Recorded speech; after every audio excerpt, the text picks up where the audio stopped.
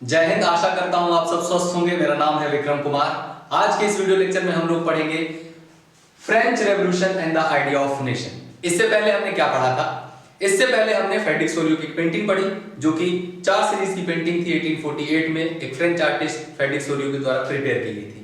उनकी विजुअलाइजेशन थी क्या कि वो democratic and social Republic nation state चाहते हैं। एक यूटोपियन सोसाइटी की विजुअलाइजेशन थी। पिक्चर के अंदर क्या क्या था हमने वो पढ़ा, और नेशन स्टेट किस तरह से फॉर्म होते हैं, मॉडर्न नेशन स्टेट का क्या कंसेप्ट है, और यूरोपियन कंट्रीज के अंदर नेशनलिज्म की फीलिंग किस तरह से आई, किस तरह से डेवलप हुई, इन सभी चीजों को हमने पढ़ा था। अभी हम लोग French revolution and the idea of nation पढ़ने वाले हैं। देखिए ये टॉपिक बहुत इंपॉर्टेंट है। यहां से 5 मार्क्स या 3 मार्क्स आपको क्वेश्चन पूछे जाएंगे। ठीक है, क्या है क्वेश्चन और किस तरह से आपको आंसर लिखना है, कितना याद रखना है, कितना कैसे याद रहेगा, सब कुछ बताऊंगा। चलिए टॉपिक स्टार्ट करते हैं। पहले है French revolution and the idea of nation. France में जो रेवोल्यूशन हुआ 1789 में, वहां से आइडिया ऑफ नेशन डेवलप हुआ। बहुत सारे आइडिया डेवलप हुए ऐसे तो, लेकिन नेशन जो स्टेट का फॉर्मेशन है वहीं से डेवलप हुआ। ठीक है, first clear the expression of nationalism came with the French revolution 1789। French revolution 1789 में जब हुआ, जब बर्बन डायनेस्टी लुई 16 राजा को डिथ्रोन कर दिया गया, वहां से सिंहासन से हटा दिया गया, तो जो इक्वालिटी का, लिबर्टी का, रिपब्लिक का आइडिया है वो दूसरे देशों में भी स्प्रेड हुआ। French revolution led to the transfer of sovereignty from the monarch to the citizen. समझना इस लाइन को क्या कहना चाहता है। देखिए जब रेवोल्यूशन हुआ तो आपको याद होगा 1789 में रेवोल्यूशन के बाद कॉन्स्टिट्यूशनल मोनार्क बनता है। कॉन्स्टिट्यूशनल मोनार्क के बाद रेन ऑफ टेरर का जब किंग को एग्जीक्यूट कर दिया जाता है तो वो रेन ऑफ टेरर चलता है। रेन ऑफ टेरर के बाद डायरेक्टरी रूल, और डायरेक्टरी रूल के बाद नेपोलियन बोनापार्ट के द्वारा डिक्टेटरशिप स्टैब्लिश कर दी जाती है। ठीक है, और डिक्टेटरशिप स्टैब्लिश होने के बाद भी ऐसा नहीं है, फ्रांस में और सारी चीजें चलती रहेगी। डिक्टेटरशिप स्टैब्लिश होने के बाद 1815 का ट्रीटी ऑफ वियना होगा और फिर से मोनार्क सिस्टम आ जाएगा वहां पे। ठीक है, लेकिन 1789 के बाद क्या हुआ था? Transfer of sovereignty from monarch to citizen. 1789 के बाद जब कॉन्स्टिट्यूशन ड्राफ्ट किया गया तो जो मोनार्क है यानी कि राजा से जो पावर है वो शिफ्ट हो गया कहां? ट्रांसफर कहां हो गया? सिटीजन के पास। सोवरेनिटी का मतलब होता है सर्वोच्च, यानी कि जो सुपीरियर पावर है वो मोनार्क के पास पहले हुआ करता था बिफोर द फ्रेंच रेवोल्यूशन 1789। लेकिन after the French revolution of 1789 क्या हुआ? सिटीजन के पास पावर ट्रांसफर हो गया। अब ये चीज जब फ्रांस के अंदर हुआ, ठीक है, तो फ्रांस से दूसरी जगह भी आइडियाज स्प्रेड होने शुरू हो गए। ठीक है, और यहीं से नेशन स्टेट का फॉर्मेशन होना शुरू भी हो जाता है। देखिए the French revolutionary introduced various measures and practice that could create sense of collective identity amongst the French people. कैसे? हाउ? कई सारे फ्रेंच रेवोल्यूशनरीज ने इंट्रोड्यूस किया अलग अलग मेजर्स को, प्रैक्टिसेस को, जिससे क्या हो? Sense of collective identity, sense of belongingness amongst the French people, जो वहां पे लोग रहते हैं उनके बीच में डेवलप। और उनके लिए कौन कौन से ऐसे स्टेप उठाए इसके बारे में यहां पे बताया गया है। ठीक है, क्वेश्चन क्या पूछा जा सकता है आपसे कि फ्रेंच रेवोल्यूशनरी ने ऐसे कौन कौन से मेजर्स और प्रैक्टिस किया या स्टेप लिए जिससे sense of collective identity French people के बीच में डेवलप हो पाया। तो इसका आंसर स्टार्ट यहां से होता है। द आइडिया ऑफ ला पात्रे, द फादरलैंड एंड ला सिटोए the citizen emphasise the nation notion of a united community enjoying equal rights under the constitution. समझना अच्छे से। देखिए आप अपने देश के कंटेक्स्ट में समझिए। आप जब कहते हैं कि भारत हमारी माता है, ठीक है, भारत को एज ए मदरलैंड हम मानते हैं, तो वैसे फ्रांस में ये लोग थोड़ा अपोजिट चलते हैं, पितृसत्तात्मक पैट्रियार्कल सोसाइटी को फॉलो करते हैं। जैसा कि आप भी जानते हैं कि 1946 में जाकर के इन्होंने वुमेन को वोटिंग राइट्स दिया, तो फीमेल को एलेगरी के तौर पे यहाँ पे किया तो जाता था, लिबर्टी को पर्सोनिफाई, बट उन्हें राइट्स नहीं मिलते थे। ठीक है, तो उन्होंने क्या किया? आइडिया ऑफ ला पात्रे, द फादरलैंड, ठीक है, पितृभूमि यानी कि पिताजी की जागीर है हमारी ये, ठीक है, ला पात्रे कहा गया। एंड ला सिटोइन, ला सिटोइन का मतलब सिटीजन है, हम लोग यहाँ के सिटीजन है, यहाँ के मतलब फ्रांस के सिटीजन है। ठीक है, जैसे हम लोग कहते हैं भारत हमारी माँ है और हम लोग इसके नागरिक हैं, वैसे इन्होंने कहा फ्रांस की भूमि जो है हमारे पिता है और वहां के हम नागरिक हैं। इस चीज पे एम्फसाइज यानी जोर दिया, और क्या कहा? United community enjoying equal rights under a constitution, under a constitution, एक संविधान है वहां का जिसके अनुरूप इक्वल राइट्स दिए गए सभी को। और इक्वल राइट्स मतलब कॉन्स्टिट्यूशन आपको हर किसी को इक्वल अपॉर्चुनिटी, इक्वल राइट्स देता है। सपोज दैट जैसे आप क्लास में हैं और क्लास में स्टूडेंट्स के साथ मान लीजिए किसी स्टूडेंट को ज्यादा प्रिविलेज मिल रहा है और किसी स्टूडेंट को कम मिल रहा है, तो होता एक्चुअल में क्या है कि जिनको कम मिल रहा है वो एलिनेटेड फील करना शुरू कर देंगे और इससे क्या होगा, डिसइंटीग्रेशन बढ़ेगा। लोग जो स्टूडेंट है क्लासरूम है उसमें बच्चे आपस में एक दूसरे से अलग महसूस करेंगे। यही चीज को अगर आप सभी को इक्वल प्रिविलेज देते हैं, सभी को इक्वल ट्रीटमेंट देते हैं, तो उनके बीच में एक यूनिटी डेवलप होगा। तो हुआ यहाँ पे ये कि equal rights under a constitution जब लोगों ने एंजॉय करना शुरू कर दिया तो उनके बीच में यूनिटी बढ़ना शुरू हो गया, ठीक है, और इसी से तो देश बनता है।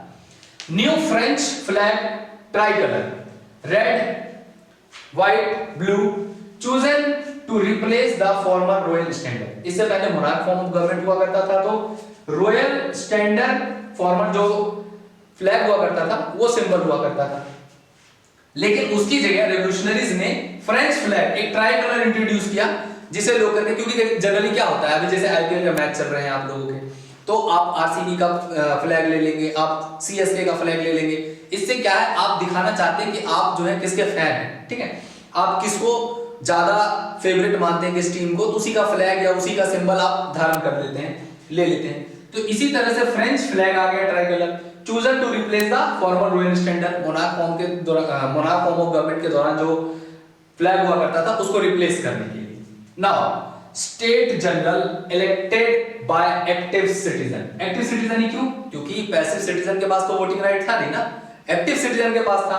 तो स्टेट जनरल क्या था, फ्रांस की एक पॉलिटिकल बॉडी, जैसे हमारे यहाँ की पार्लियामेंट है वैसे वहां की स्टेट जनरल, और किसके द्वारा इलेक्ट किया गया था, एक्टिव सिटीजन के द्वारा, those who have the suffrage right, इन्होंने ही तो इलेक्ट किया था ना स्टेट जनरल को। उसे रीनेम कर दिया गया एज एन नेशनल असेंबली। अगर आपको क्लास 9 का थोड़ा सा याद है तो आपको ध्यान रहना चाहिए कि जब वर्सेलियस पैलेस में मीटिंग बुलाई गई थी और मीटिंग के दौरान जब टेनिस कोर्ट में चले गए थे थर्ड स्टेट के मेंबर्स इंडिविजुअल वोटिंग राइट्स की डिमांड करते हुए, तो उन्होंने कॉन्स्टिट्यूशन ड्राफ्ट किया था, ठीक है। उसी समय पे स्टेट जनरल को रीनेम कर दिया गया था एज एन नेशनल असेंबली। बहुत इंपॉर्टेंट है, आपसे एक नंबर का यहां से पूछ सकता है कि रीनेम करने के बाद स्टेट जनरल का नाम क्या रखा गया था, तो national assembly. Okay, I hope आपको क्लियर हो रहा होगा। नेशनल असेंबली किसका नाम रखा गया, स्टेट जनरल का, और स्टेट जनरल क्या था, फ्रांस की एक पॉलिटिकल बॉडी थी। न्यू हेमन्स कंपोज्ड, नए नए सॉन्ग्स, भजन, कीर्तन, गाने, गीत, ये सारी चीजें कंपोज की गई। इससे आप यूनाइट होते हैं। जैसे आपके देश में बहुत सारे सॉन्ग हैं जो कि देशभक्ति गाने हैं जिससे आप एक दूसरे से रिलेट कर पाते हैं, तो वैसे वहां पे नए भजन, कीर्तन, सॉन्ग, गाने, गीत लिखे गए। oaths taken and martyrs commemorated in the name of nation, ठीक है, जो लोग वहां पे शहीद हो जाते थे उनको श्रद्धांजलि दी जाती थी, उनका स्मरण किया जाता था, उनको ट्रिब्यूट दिया जाता था, ताकि लोगों के अंदर एक हीरोइक इमेज जो क्रिएट किया जाए जिससे लोग इंस्पायर हो, मोटिवेट हो। यूजुअली क्या होता है हमारे आज की डेट में जब किसी भी सेना, कोई भी सेना की न्यूज आती है, शहीद होते हैं, तो हम एक फीलिंग हमारे अंदर भी होता है कहीं ना कहीं कि वो हमारे लिए कहीं ना कहीं सेक्रीफाइस कर रहे हैं। तो इस तरह की जो फीलिंग है वो यूनाइट करता है किसी भी नेशन को। तो ये in the name of nation, राष्ट्र के नाम पे इन शहीदों को श्रद्धांजलि दी जाने लगी, नए गाने गीत लिखे जाने लग गए, नए ओथ, शपथ, प्लेज, आप मॉर्निंग में प्रेयर में प्लेज लेते हैं तो इस तरह से प्लेज लिया जाने लगा, ठीक है। एक और, centralise administrative system was put in the place of uniform law of laws for all citizen. क्या है इसका मतलब, centralise administrative system. Centralise administrative system का मतलब क्या है, एक कॉमन एडमिनिस्ट्रेटिव सिस्टम होगा जिसके तहत पूरा का पूरा देश चलेगा, ठीक है। ऐसा नहीं होगा कि सेंटर में कुछ और रूल है, यानी कि आज अपने देश के कंटेक्स्ट में फिर से समझ लीजिए कि सेंटर ने कुछ कानून बनाया, स्टेट ने कुछ कानून बनाया, डिस्ट्रिक्ट लेवल पे कुछ कानून है, तो ऐसा नहीं चलेगा। एक सेंटर एडमिनिस्ट्रेटिव लॉ है जिसके अंडर में सारे के सारे लोग आएंगे, एक सोवरेनिटी होनी चाहिए, तो उसके अंडर में है। तो centralise administrative system was put in the place of uniform laws for all citizen, सभी के लिए एक जैसा कानून, कोई भी हो, देश में प्रधानमंत्री हो, राष्ट्रपति हो, प्रेसिडेंट हो, प्राइम मिनिस्टर हो, चीफ मिनिस्टर हो, डजंट मैटर, उनके लिए सभी के लिए एक जैसा कानून, एक जैसा लॉ रहेगा, ठीक है। Internal custom duties, internal custom duties क्या होता है, जो गुड्स पे ट्रेड के दौरान टैक्स लगता है उसे कस्टम ड्यूटीज कहते हैं। एंड ड्यूज वर अबॉलिश, जितना भी बकाया वगैरह था उसे अबॉलिश कर दिया गया, ठीक है। And uniform system of weight and measurement adopted, ये आपको बताया गया वो क्लास 9th में भी, uniform system of weight and measurement adopted. इसका मतलब है जब आप ट्रेड करेंगे एक जगह से दूसरे जगह पे तो कहीं भी यूनिट का डिफरेंस नहीं आएगा, एक स्टैंडर्ड यूनिट के थ्रू आप ट्रेड कर पाएंगे। करेंसी आपकी अगर एक जैसी है और एक वैल्यूएशन है तो आपको इजी होगा पे करने में, आप उस करेंसी के एवज में ज्यादा करेंसी ज्यादा वैल्यूएशन नहीं पे करेंगे, तो इन सभी चीजों से आपको फायदा होगा, ठीक है। तो इसके कारण ट्रेड डेवलप होगा, ट्रेड डेवलप होने के कारण इकोनॉमिक प्रोस्पेरिटी आएगी, और इकोनॉमिक प्रोस्पेरिटी ज्यादा मायने रखती है वॉर से। जहां भी इकोनॉमी एक कंडीशन आ जाता है, सिचुएशन आ जाता है, वहां पे वॉर के चांसेस रिड्यूस हो जाते हैं, और इस तरह से नेशन के जो लोग हैं वो यूनाइटेड होते जाते हैं, और एक जगह से सपोज दैट लाइक इंडिया है तो इंडिया का ट्रेड बाकी अदर नेशन से चलेगा, तो वो कभी ना वॉर में इंगेज नहीं होना चाहेगा, क्योंकि एक इकोनॉमिक प्रोस्पेरिटी जो है कहीं ना कहीं खतरे में आ जाएगा, ट्रेड खतरे में आ जाएगा, इसलिए कभी भी कोई देश ऐसा नहीं चाहता है कि वो वॉर में जाए, ठीक है। तो uniform system of weight and measures adopted, एक uniform regional dialect discourage and French become the common language of the nation. Regional dialects का मतलब जो क्षेत्रीय भाषा है, जगह जगह पे अलग अलग भाषाएं होती हैं, उन सभी को बदल दिया गया, डिस्करेज किया गया, बदल नहीं दिया गया मतलब डिस्करेज किया गया, उसे इतना ज्यादा इंपॉर्टेंस ना दे करके फ्रेंच लैंग्वेज को एक कॉमन लैंग्वेज बनाया गया और वही नेशन का लैंग्वेज बनाया गया। देखिए लैंग्वेज एक बहुत इंपॉर्टेंट फैक्टर है, क्योंकि लैंग्वेज के थ्रू आप अपने आप को एक्सप्रेस करते हैं, और जब आप एक्सप्रेस करते हैं तो आप एक दूसरे से कनेक्टेड महसूस करते हैं, ठीक है। और भाषा जो रोल निभाता है किसी भी देश को, किसी भी स्टेट को के लोगों को यूनिफाई करने में, उसका एक अपना इंपॉर्टेंस है। तो इसीलिए रीजनल डायलेक्ट्स, अलग अलग भाषा बोलने की जरूरत नहीं है, आप फ्रेंच लैंग्वेज को कॉमन मान करके इसे अडॉप्ट करिए और इसे ही बोलिए। इस तरह से ये सारे स्टेप लिए गए फ्रेंच रेवोल्यूशनरीज के द्वारा, फ्रेंच रेवोल्यूशनरीज के द्वारा, ताकि लोगों के बीच में sense of collective identity develop हो सके। आप समझिएगा कि लोग कौन, ठीक है। आप देश किसे कह रहे हैं, देश किसे कह सकते हैं, देश लोगों से बनता है, ठीक है। सपोज दैट इसे आप ऐसे एग्जांपल समझ सकते हैं, आप घर किसे कहेंगे, ठीक है, जहां पे फैमिली मेंबर्स रहेंगे, जहां पे आपको एक फीलिंग है, जहां पे आप एक दूसरे से कनेक्टेड हैं, जहां पे इमोशंस हैं, ठीक है। किसी भी कंस्ट्रक्शंस को आप घर नहीं कह सकते हैं। सपोज दैट कुछ ईंट और सीमेंट से बना दिया गया है तो उसे आप घर नहीं कहेंगे, कहीं ना कहीं उसके घर को जब कहेंगे घर, जब आपका इमोशन जुड़ा हुआ है, आपके साथ आपकी फैमिली मेंबर्स रह रहे हैं, आपके लोग रह रहे हैं, तब आप उसे घर कहेंगे। Same as like nation, nation एक कोई जमीन का टुकड़ा नहीं होता है, नेशन किससे बनता है, लोगों से बनता है, और लोग एक दूसरे से कनेक्टेड फील करें, कलेक्टिव आइडेंटिटी उनके बीच में हो, सेंस ऑफ बिलोंगिंगनेस उनके बीच में हो, तो वो कैसे आएगा, इन कॉमन चीजों से आएगा। तो इन्हीं चीजों को ज्यादा जोर दिया फ्रेंच रेवोल्यूशनरीज ने, ताकि sense of collective identity develop हो सके फ्रेंच पीपल में, ठीक है। अब इसे याद कैसे रखेंगे, तो छोटे छोटे पॉइंट्स में सबसे पहले देखिए, ला पात्रे ला सिटोएन आपको याद होना चाहिए, ला पात्रे ला सिटोएन। दूसरा, enjoying equal rights under a constitution, equal rights under the constitution। तीसरा, new French flag, the new French tricolor flag was introduced। Third, new harmonies composed, oaths taken and matriarchs commemorated in the name of nation। Next, internal custom duties and dues were abolished। Next, regional dialect discouraged and French become the national language। Through this way आप छोटा छोटा point में लिखिएगा, keywords के तौर पे याद कीजिएगा ताकि आपको याद रहे। ये इंपॉर्टेंट है, बहुत इंपॉर्टेंट है, 5 या 3 मार्क्स का क्वेश्चन पूछा ही जाता है।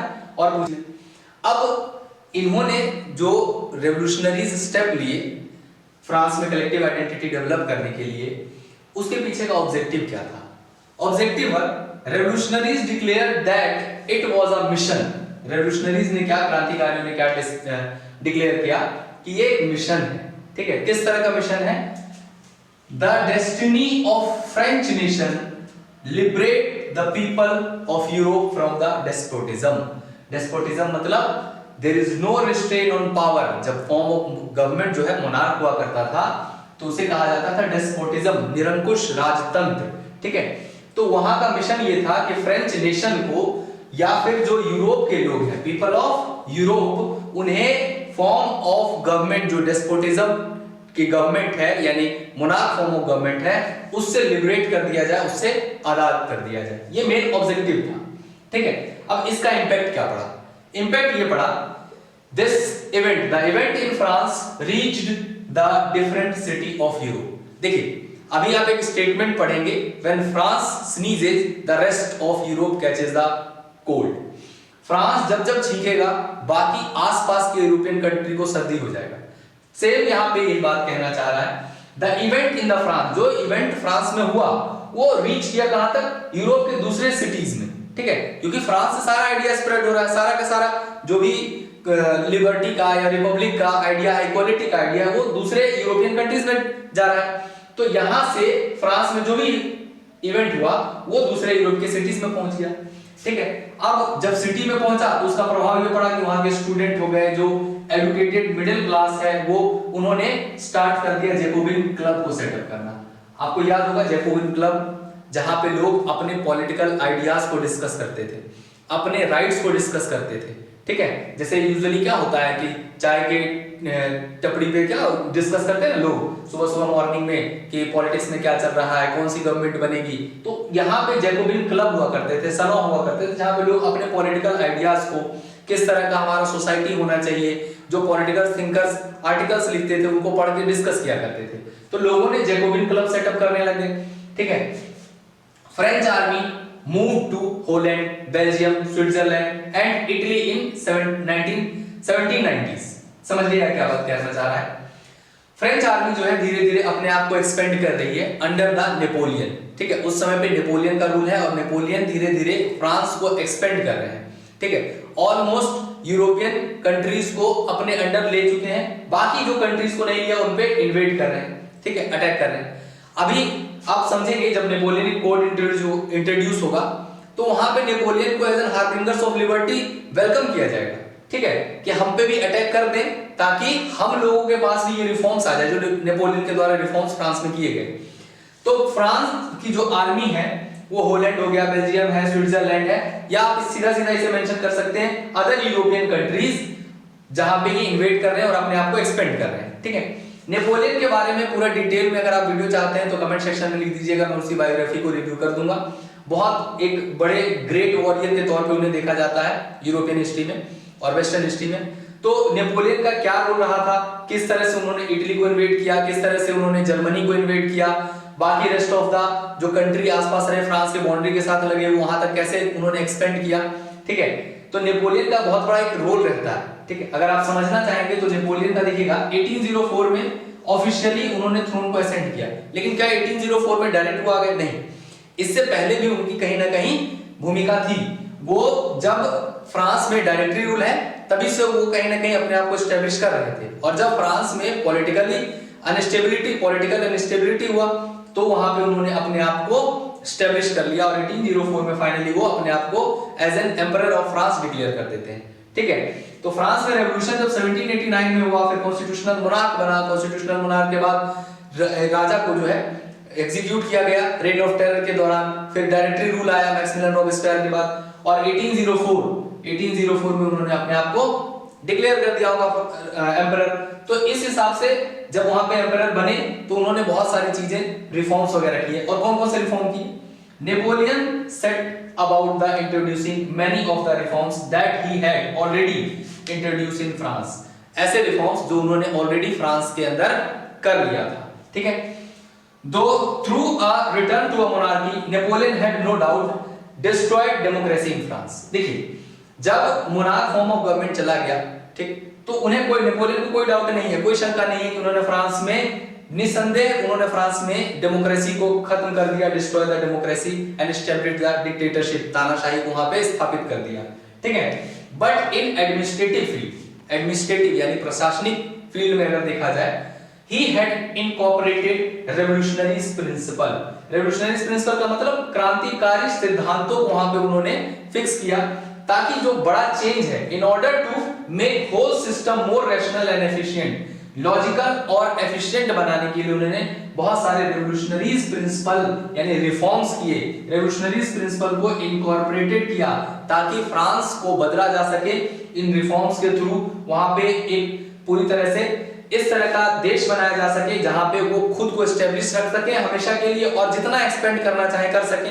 ट्रेड बहुत ज्यादा रैशनल हो सके, लॉजिकल हो सके, एफिशिएंट हो सके, और लोगों के बीच में जो नेशन स्टेट का कॉन्सेप्ट है या नेशनलिज्म की फीलिंग है उसे वो दबाए रख सके, क्योंकि ये रिफॉर्म्स के थ्रू वो सेंट्रलाइज्ड एडमिनिस्ट्रेटिव सिस्टम चला रहे हैं, ठीक है। तो जिससे कारण क्या होगा, सारा का सारा पावर नेपोलियन के पास होगा। तो इस तरह के रिफॉर्म्स को उन्होंने अगले जो भी देश उन्होंने कैप्चर किए, जहां पे भी उन्होंने एक्सपेंड किया, उन जगहों पे भी ये रैशनल एफिशिएंट तरीके जो है, रेवोल्यूशनरी प्रिंसिपल जो है, उन्होंने रिफॉर्म्स को लागू किया, ठीक है। जिसे हम the civil code 1804, the civil code 1804 known as a Napoleonic code, ठीक है।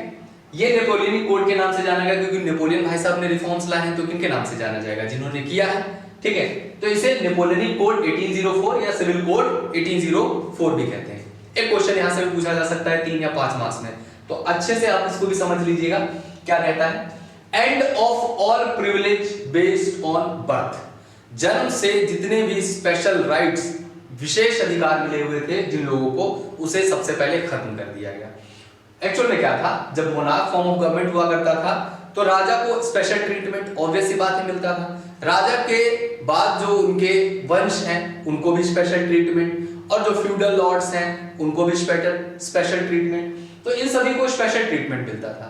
इसे बाय बर्थ जो स्पेशल प्रिविलेज मिल रहा है उसे खत्म कर दिया गया, ठीक है। एंड एस्टैब्लिश किया गया इक्वालिटी बिफोर लॉ, लॉ के सामने सब कोई इक्वल है, कानून के सामने किसी तरह का कोई डिस्क्रिमिनेशन नहीं होगा, ठीक है।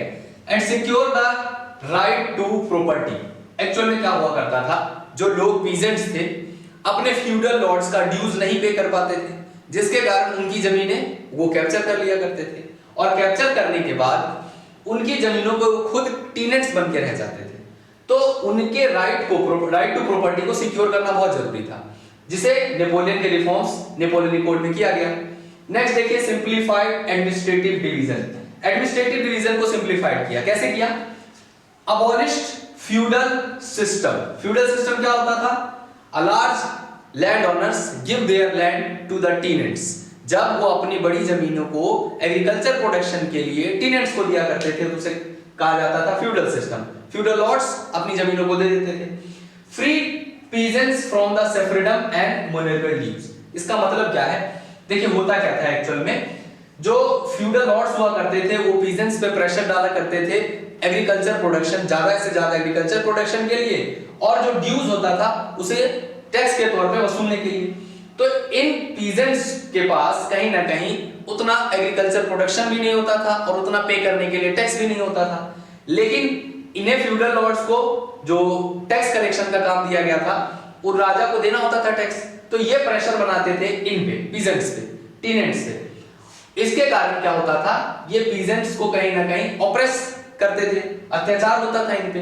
तो इन फ्यूडल्स लॉर्ड के ऊपर से भी प्रेशर हट गया, क्योंकि यहाँ पे सेफ्रेडम का मतलब होता है जैसे जो लोग गुलाम होते हैं वहां पे, जो खेत में काम करते हैं, एक तरह से बॉन्डेज लेबर आप कह सकते हैं, बंधुआ मजदूर के तौर पे काम करते हैं, उनके ऊपर से ये टैक्स हटा दिया गया। एंड मैनोरियल ड्यूज का मतलब हाउस टैक्स, इसे भी हटा दिया गया, जिसके कारण फ्यूडल्स फ्री हो गए, और फ्यूडल्स जब फ्री हो गए तो इन पे प्रेशर बनाना कम कर दिया। तो पीजेंट्स के लिए बहुत अच्छी बात थी, ठीक है। इन टाउन्स गिल्ड रिस्ट्रिक्शंस वर रिमूव्ड, गिल्ड का मतलब सोशल रिस्ट्रिक्शन, जो सामाजिक प्रतिबंध थे उसे भी हटा दिया गया। एक्चुअल में हुआ क्या करता था, जब मोनार्क फॉर्म था गवर्नमेंट का, तो उसमें किसी भी तरह का ट्रेड यूनियन बनाने की अनुमति नहीं थी, किसी भी तरह का आप यूनियन नहीं बना सकते थे। लेकिन जब सोशल रिस्ट्रिक्शन हटा तो इन्होंने ट्रेड यूनियन बनाना शुरू किया, और ट्रेड यूनियन के थ्रू बहुत सारा ट्रेड होने शुरू हो गए, जिसके कारण वहां पे इकोनॉमिक प्रोस्पेरिटी आया। तो नेपोलियन को क्या चाहिए था कि ट्रेड होना चाहिए, इकोनॉमिक प्रोस्पेरिटी बढ़ना चाहिए, ठीक है। तो इस समय पे ट्रेड अच्छा खासा फ्लरिश हुआ। Improved transportation and communication system, transportation system और कम्युनिकेशन सिस्टम को इंप्रूव किया, जो कि ट्रेड में बहुत हेल्पफुल रहा।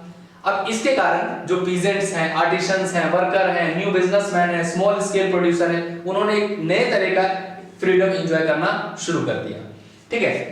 इन रिफॉर्म्स के कारण क्या चेंजेस आए, क्या इंपैक्ट पड़ा, ठीक है। तो businessman and small scale producer of goods, जो भी बिजनेसमैन हुआ करते थे या जो स्मॉल स्केल इंडस्ट्रीज हुआ करते थे, छोटे बिजनेसमैन हुआ करते थे, व्यापारी हुआ करते थे, began to realise that uniform laws, एक जैसा कानून जो है, standardised weight and measurement system. देखिए उस समय पे जब standardised weight and measurement system को अडॉप्ट किया गया था तो इसी कारण किया गया था क्योंकि डिफरेंट ऑफ मेजरमेंट सिस्टम हुआ करता था, ठीक है, डिफरेंट वेट मेजरमेंट सिस्टम हुआ करता था, जिसके कारण ट्रेड सही से नहीं हो पाता था। तो इस चीज को उन्होंने एंजॉय करना शुरू कर दिया। कॉमन नेशनल करेंसी भी कॉमन होने लग गई, जिसके कारण उसका वैल्यू एक्सचेंज करने में आसानी होने लग गया। Would facilitate the movement and exchange of goods, वस्तुओं का जो मूवमेंट है, एक्सचेंज है, वो बहुत आसानी से होने लग गया। कैपिटल का from one region to another region. This is the impact of this reform. Civil code क्या था और सिविल कोड का क्या रिफॉर्म्स रहा, वो हमने डिस्कस किया। अब देखिएगा इसका रिजल्ट क्या होता है। ये तो नेपोलियनिक कोड हो गया, बहुत इंपॉर्टेंट है, आपको पूछा जाता है 3 से 5 मार्क्स में, अच्छे से समझिएगा और अच्छे से याद कीजिएगा, ठीक है। अब इसका रिजल्ट क्या पड़ता है? रिजल्ट ये पड़ता है कि जो फ्रेंच आर्मी है उसे वेलकम किया जाता है हर जगह। क्यों? क्योंकि ऐसे रिफॉर्म्स जो है कहीं ना कहीं लोगों को बहुत अच्छे लगने लगे, ठीक है। तो नेपोलियन की आर्मी और नेपोलियन को बहुत अच्छे से वेलकम किया जाता है। फ्रेंच आर्मी और welcome as an harbingers of liberty.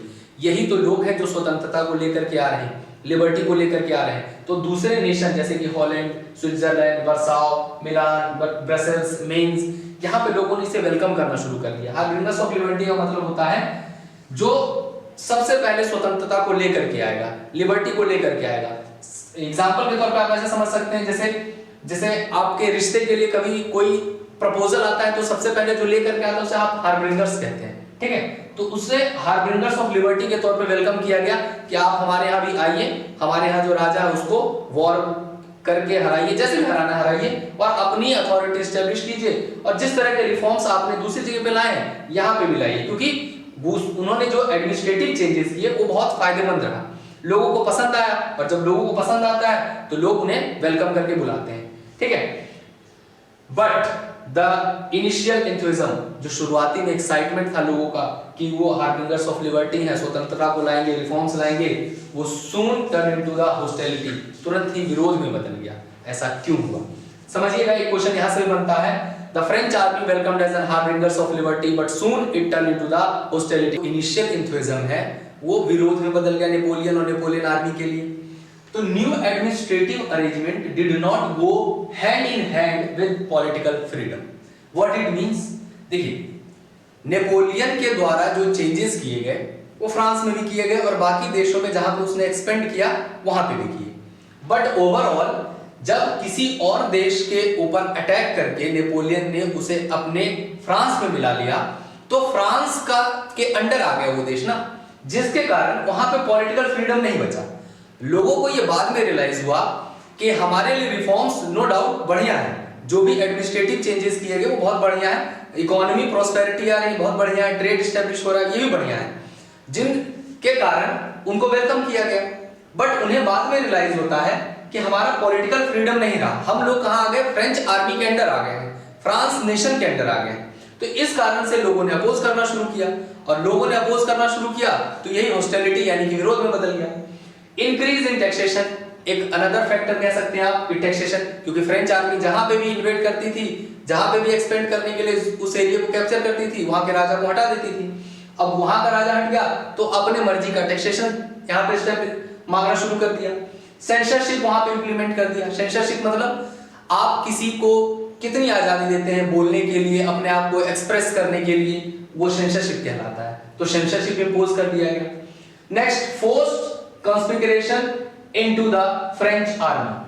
Forcefully recruitment करने लगे वो आर्मी में, जहां जहां गए, जैसे हॉलैंड गए, स्विट्जरलैंड गए, मिलान गए, वर्साओ गए, जहां पे भी गए वहां पे उन्होंने फोर्स रिक्रूटमेंट करना शुरू कर दिया आर्मी के अंदर। किस लिए? To conquer the rest of Europe, Europe के बचे हुए हिस्से को भी जीतने के लिए। अब लोगों के भी मन में ये भाव आ गया कि ये फ्रेंच आर्मी जो है हार्बिंगर्स ऑफ लिबर्टी नहीं है, बल्कि इन्वेडर्स हैं, आक्रमणकारी हैं, जो कि सिर्फ और सिर्फ यूरोप को कैप्चर करना चाहते हैं, पॉलिटिकल ऑटोनोमस होने की जगह हमें अपने अंडर लेना चाहते हैं। तो ये जब लोगों को समझ में आया तो जो हॉस्टिलिटी था लोगों का इनके लिए जाग गया। पहले इनके लिए भगवान थे, हार्बिंगर्स ऑफ लिबर्टी, एज ए स्वतंत्रता लाने वाले सबसे पहले लोग, सब कुछ यही थे। बट जब ये रियलाइज हुआ तो इन्हें लगा कि ये चीजें गलत हैं।